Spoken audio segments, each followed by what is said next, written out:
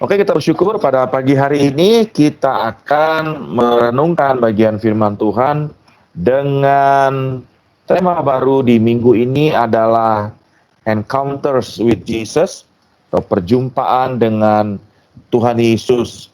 Dan yang pertama kita akan lihat adalah perjumpaan Zakheus dengan Tuhan Yesus, ya. The encounter of Zakheus and Jesus, ya.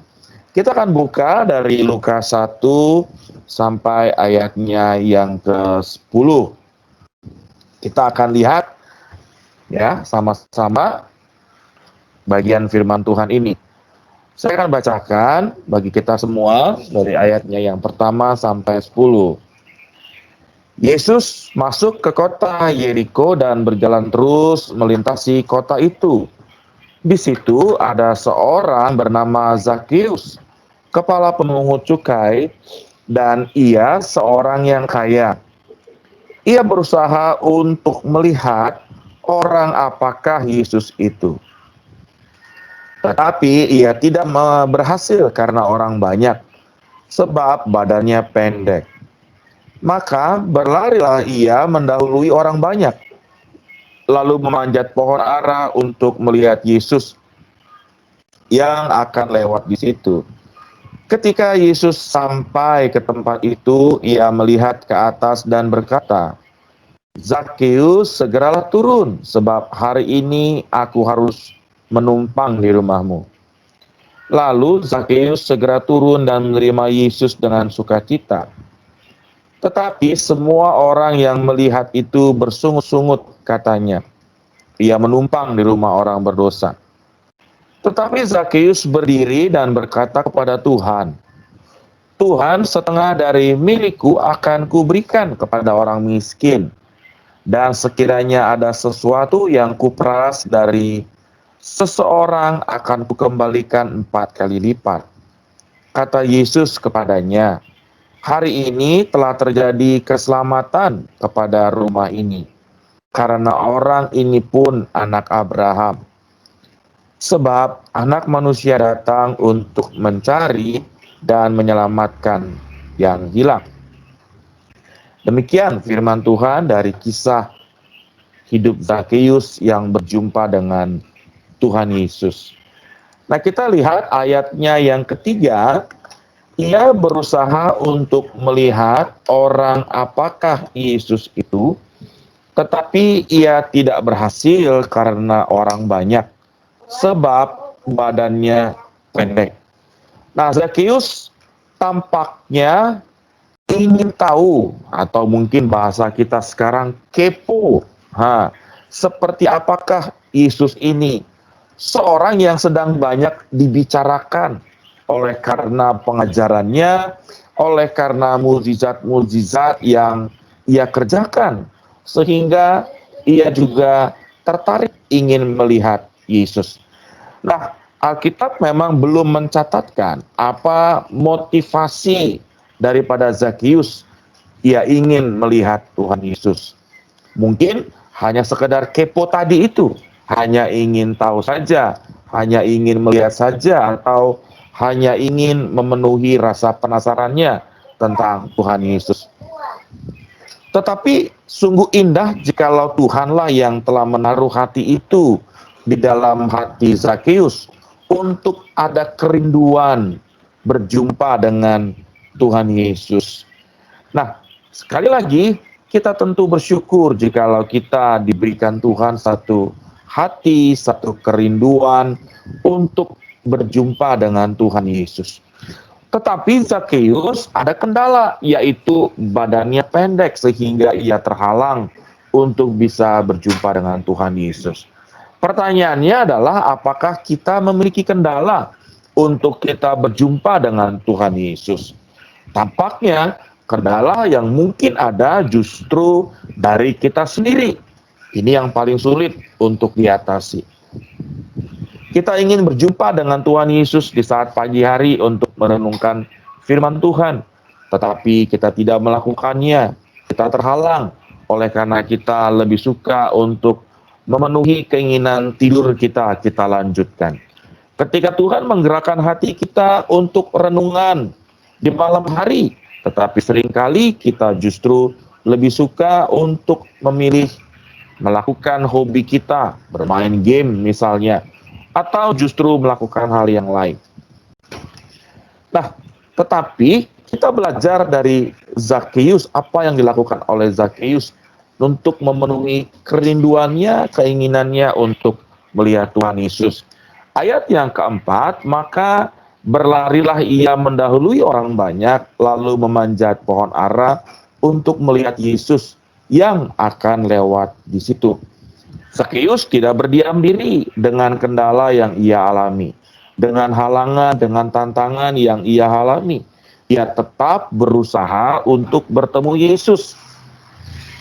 Maka apa yang menjadi kendalanya ia atasi. Ia berlari mendahului orang banyak, lalu memanjat pohon untuk akhirnya melihat Yesus. Dari sini kita juga belajar seperti Zakheus yang mengatasi masalah, yang mengatasi kendala, yang mengatasi sesuatu yang dapat menghalangi dia untuk berjumpa dengan Tuhan Yesus. Maka pagi hari ini jika kita juga sungguh-sungguh rindu berjumpa dengan Tuhan Yesus, maka kita juga harus berusaha untuk bertemu Yesus. Saya ingat waktu saya masih masa-masa kuliah dulu, di mana saya sedang katakanlah istilahnya kasih mula-mula cinta pertama dengan Tuhan Yesus yang sungguh-sungguh. Senang sekali berdoa, senang sekali memuji, senang sekali membaca Alkitab, senang sekali berdiskusi Alkitab. Tetapi ketika sudah berlanjut beberapa tahun, maka mulai bergeser dengan keinginan, dengan kesukaan pribadi. Saya suka sekali bermain game pada masa-masa kuliah itu. Game yang saya mainkan pada saat itu adalah game-game seperti Championship Manager. Menjadi manajer sebuah sepak bola gitu ya. Dan pada masa-masa itu adalah klub Liga Italia yang sedang ramai. Dan saya memainkan klub AC Milan pada waktu itu. Ada hati yang begitu rindu untuk pada malam itu untuk berdoa, untuk membaca Alkitab, untuk memuji Tuhan. Tetapi pada masa itu saya justru mengalahkan keinginan itu dengan lebih mengikuti keinginan saya untuk melanjutkan permainan game. Karena saat itu sedang seru-serunya, sedang melawan klub-klub atas dan sedang dalam posisi Liga Champion. Nah, saya gagal pada masa-masa itu dan tentu saja sampai pada hari-hari ini juga sesungguhnya ada masa-masa di mana saya juga gagal untuk lebih mengutamakan untuk berjumpa dengan Tuhan Yesus dibandingkan hobi maupun urusan pribadi yang lain. Tetapi Zakheus, ia tidak gagal. Ia berusaha untuk bertemu Yesus dan untuk melihat Yesus. Dan kita lihat pada ayatnya yang kelima, ketika Yesus sampai ke tempat itu, ia melihat ke atas dan berkata, Zakheus, segeralah turun, sebab hari ini aku harus menumpang di rumahmu. Hati yang rindu, hati yang mungkin hanya sekadar kepo tadi itu, disambut oleh Tuhan Yesus. Direspon oleh Tuhan Yesus dengan berkata bahwa, Zakheus, segeralah turun, sebab hari ini aku harus menumpang di rumahmu. Tuhan Yesus menjawab kerinduan hati kita, kerinduan hati Zakheus yang ingin melihat Tuhan Yesus.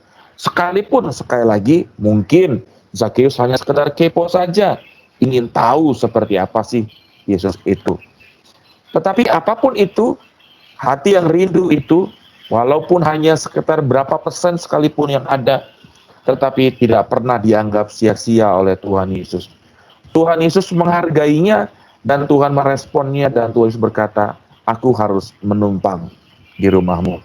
Waktu kita rindu datang kepada Tuhan di pagi hari, di siang hari, di malam hari, kapanpun kita datang bersaat teduh kepada Tuhan, maka Tuhan pasti akan berkata, aku hadir di dalam rumahmu, di dalam hatimu, di dalam kehidupanmu. Tuhan tidak akan pernah mengecewakan kita, Tuhan tidak akan pernah menolak kita yang datang kepadanya. Perjumpaan dengan Tuhan Yesus pasti akan selalu terjadi ketika kita rindu datang kepadanya. Dan ayatnya yang ke-6, lalu Zakheus segera turun dan menerima Yesus dengan sukacita. Tuhan Yesus memenuhi hati Zakeus dengan sukacita. Mungkin di awal tadi hanya sekedar kepo, hanya sekedar ingin tahu, melihat seperti apa Tuhan Yesus. Tetapi respon Tuhan Yesus itu membuahkan sukacita yang besar di hati Zakeus, sehingga ia segera turun dan menerima Yesus dengan sukacita. Pasti waktu kita juga bersaat teduh, waktu kita datang kepada Tuhan di dalam doa, pujian, penyembahan, dan pembacaan Alkitab yang kita lakukan, pasti Tuhan juga memenuhi hati kita dengan sukacita seperti ia memenuhi hati Zakeus. Dan ayatnya yang ketujuh, tetapi semua orang yang melihat hal itu bersungut-sungut, katanya, ia numpang di rumah orang berdosa. Hal ini menggambarkan akan adanya orang yang tidak senang dengan keselamatan kita. Perjumpaan kita dengan Tuhan Yesus, tentu akan ada orang-orang yang tidak suka. Tentu saja oknumnya adalah iblis dan segala pengikut-pengikutnya yang akan memakai manusia, orang-orang sekeliling kita untuk coba menjauhkan kita kembali kepada Tuhan. Saya ingat ketika saya pertama kali istilahnya lahir baru, bertobat sungguh-sungguh melalui sebuah pelayanan kampus dahulu. Ada orang-orang, ada teman-teman saya yang mengatakan kepada saya agar saya tidak usah hidup sok suci, agar saya tidak usah sok rohani, agar saya menikmati hidup saja pada masa-masa itu. Namun saya bersyukur pada masa-masa itu saya memilih untuk tetap di dalam Tuhan dan tidak mengikuti apa yang mereka katakan. Saya bersyukur oleh anugerah Tuhan, saya dare to say no kepada mereka. Nah, kita juga harus belajar untuk mengabaikan dan untuk tidak mendengarkan orang-orang yang coba untuk menjauhkan kita dari keselamatan yang sudah kita terima itu. Dan perjumpaan dengan Tuhan Yesus haruslah ditandai, diikuti, dan menghasilkan sebuah kesadaran akan keberdosaan dan merespon dengan pertobatan. Ketika mendengar hal itu, Zakeus menyatakan isi hatinya. Ia berdiri dan berkata kepada Tuhan, Tuhan, setengah dari milikku akan kuberikan kepada orang miskin. Dan sekiranya ada sesuatu yang kuperas dari seseorang, akan kukembalikan 4 kali lipat. Sebagai pemungut cukai, tampaknya Zakeus melakukan tugasnya dengan tidak benar. Dia memeras orang-orang ketika ia memungut pajak untuk Roma, Kaisar Roma. Dan ia sadar itu berdosa, kehidupannya berdosa, dia bersalah, dan dia menunjukkan pertobatannya. Ia sadar ia berdosa di hadapan Tuhan yang kudus dan mulia itu. Dan ia berkata, aku akan mengembalikannya. Artinya, dia bertobat sungguh-sungguh dari kehidupan yang tidak benar. Perjumpaan dengan Tuhan Yesus yang sejati pastilah menghasilkan pertobatan yang sejati. Maka sungguh aneh ketika orang yang katanya memiliki hubungan dengan Tuhan, mengasihi Tuhan, mencintai Tuhan, tetapi hidupnya masih tetap di dalam dosa. Zakeus menyatakan pertobatannya, mendeklarasikan pertobatannya. Maka pagi hari ini, perjumpaan kita dengan Tuhan Yesus juga haruslah sampai membawa kita kepada kesadaran akan keberdosaan dan kita bertobat dengan sungguh-sungguh di hadapan Tuhan. Artinya meninggalkan, tidak lagi melakukan hal-hal yang dosa, hal-hal yang tidak berkenan kepada Tuhan. Pertobatan akan mendatangkan keselamatan. Dan respon Tuhan Yesus atas kesadaran dan pertobatan Zakeus, kata Yesus kepadanya, hari ini telah terjadi keselamatan pada rumah ini, karena orang ini pun anak Abraham. Pagi hari ini, sungguhnya kita akan dikuatkan bahwa waktu kita bertobat, ada jaminan 100%, bukan mudah-mudahan, bukan mungkin, tetapi keselamatan yang pasti di dalam Tuhan Yesus. Karena kita adalah orang-orang yang dikasihinya dan orang-orang yang merespon kasihnya dengan kesadaran keberdosaan, dan bertobat dengan sungguh-sungguh. Nah, pada pagi hari ini, adakah yang mencoba menarik atau menghalangi kamu untuk tidak menjadi percaya kepada Tuhan Yesus? Seperti Zakeus yang coba untuk dihasut, yang coba untuk dibuat tidak nyaman. Dan adakah bagian hidupmu yang kau masih harus bertobat? Bahkan masih harus terus bertobat. Artinya, sudah bertobat, sudah minta ampun, tapi seringkali kita masih mengulanginya. Tuhan menyadari itu adalah sebuah proses, tetapi kita tidak pernah menyerah dan berkata, sudahlah, saya susah untuk berubah, saya tidak mungkin bisa berubah. Bertobatlah setiap hari dalam pengertian. Teruslah minta ampun kepada Tuhan atas suatu dosa yang masih mungkin terulang kita lakukan.